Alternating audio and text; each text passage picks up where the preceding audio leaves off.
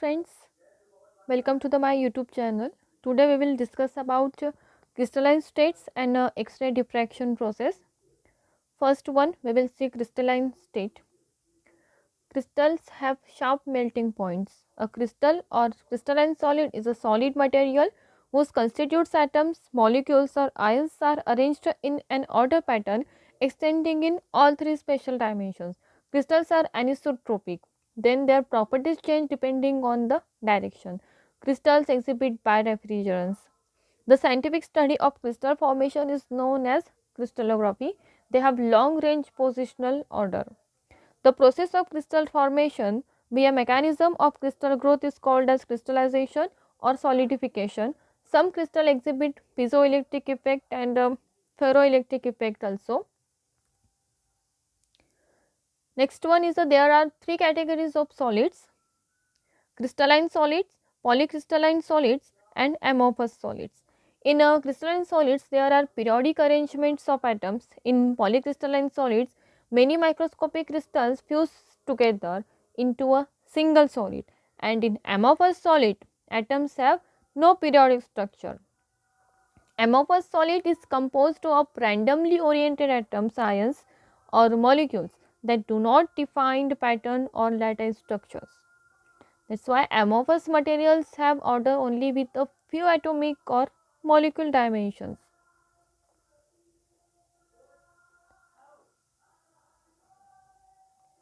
Next one is the Bravais lattices.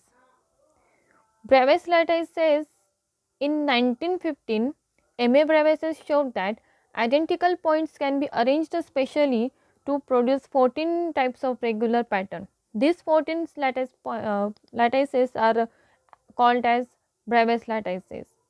Crystal structure is formed when the basis of atoms is attached identically to each lattice points. That is basis. What is basis? Basis is the group of atoms, and space lattice is regular periodic arrangement of points in a space. That's why crystal structure is a form of space lattice and basis. There are 14 types of Bravais lattices: simple cubic, face centered cubic, body centered cubic, simple tetragonal, body centered tetragonal, hexagonal, simple orthorhombic, body centered orthorhombic, base centered orthorhombic, face centered orthorhombic, rhombohedral, simple monoclinic, base central monoclinic and triclinic. Next one is a X-ray diffraction. X-ray is an electromagnetic radiation having wavelength in angstrom, and this radiation is used for crystallinity. Diffraction is a wave phenomenon in which the apparent bending and spreading of waves when they meet an obstruction. Diffraction occurs with electromagnetic waves such as light and radio waves, and also in sound waves and water waves. The most conceptually simple example of diffraction is double slit diffraction. That is why firstly we remember light diffraction. X-ray diffraction phenomenon show here in a figure. The atomic planes of crystal caused an incident beam of X-rays to interfere with one another as they leave the crystal. The phenomenon is called as X-ray diffraction. X-rays are produced when rapidly moving electrons that have been accelerated through a potential difference of order 1 kilovolt to 1 millivolt strikes a metal target. Here the figure shows that working principle of the X-ray diffraction pattern. Electrons from a hot element are accelerated onto a target anode. When the electrons are suddenly deaccelerated on impact, some of the kinetic energy is converted into electromagnetic energy as X-rays. Less than 1% of the energy supplied is converted into X radiation during this process, and the rest is converted into the internal energy of the target, like this. X-ray tube. X-rays can be produced in highly evacuated glass bulb called as X-ray tube that contains essentially two electrodes, anode and cathode.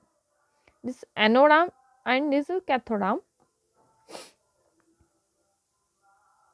Anode is made up of platinum, tungsten or another heavy metal, and cathode is high melting point. When a high voltage is applied between the electrodes, streams of electrons are accelerated from a cathode to the anode and produce X-rays as they strike an anode. Is very important part of the X-ray diffraction system, X-ray tube. Next one is the Bragg's law.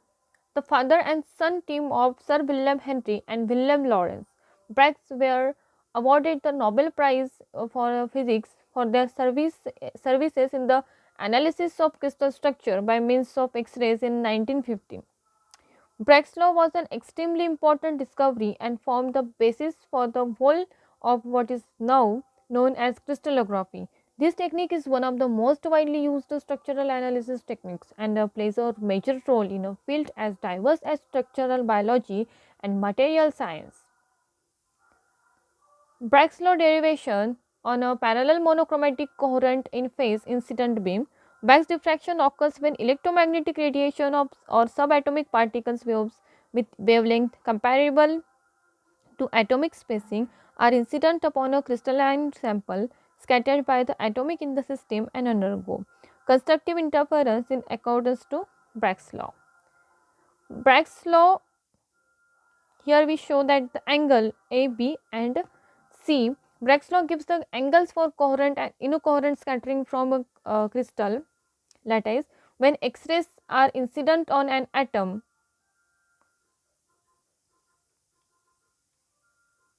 Incident point. When X-rays are incident on an atom, they make the electronic cloud move as does any electromagnetic wave. The movement of these charges radiates waves with the same frequency. This phenomenon is known as Rayleigh scattering or it is also called as elastic scattering. Bragg explained this result by modeling the crystal as a set of discrete parallel planes separated by a constant parameter d. It was proposed that the incident X-ray radiation would produce a Bragg peak if their reflections of the various planes interfered constructively.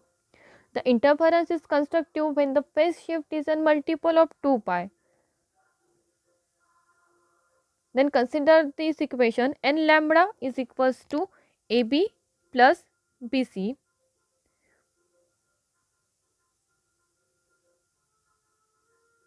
from the figure. N lambda is equals to AB plus BC. Consider the conditions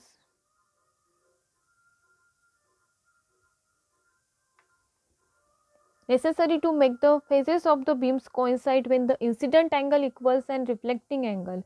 The rays of the incident beam are always in phase and parallel up to the point at which the top beam strikes the top layer at atom Z.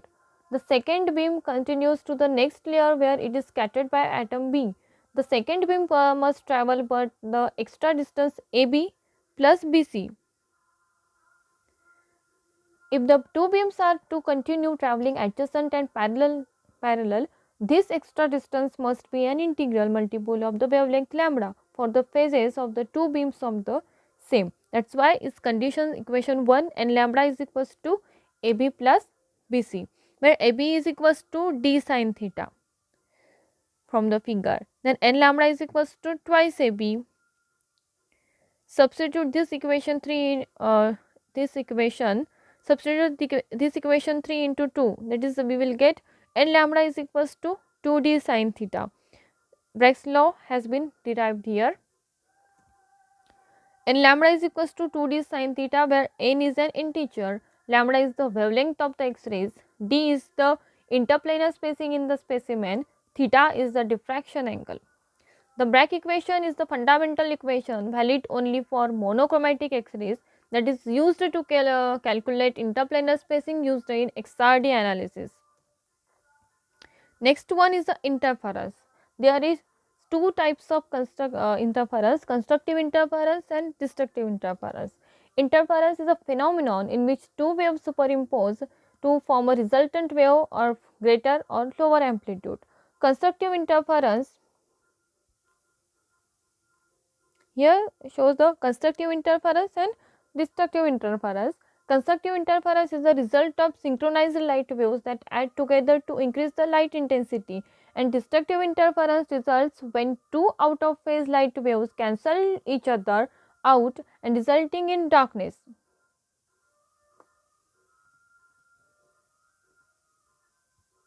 Constructive interference waves are in phase leading to a strong angle, and destructive interference waves are out of phase leading to a reduced to a non-existent signal. Okay.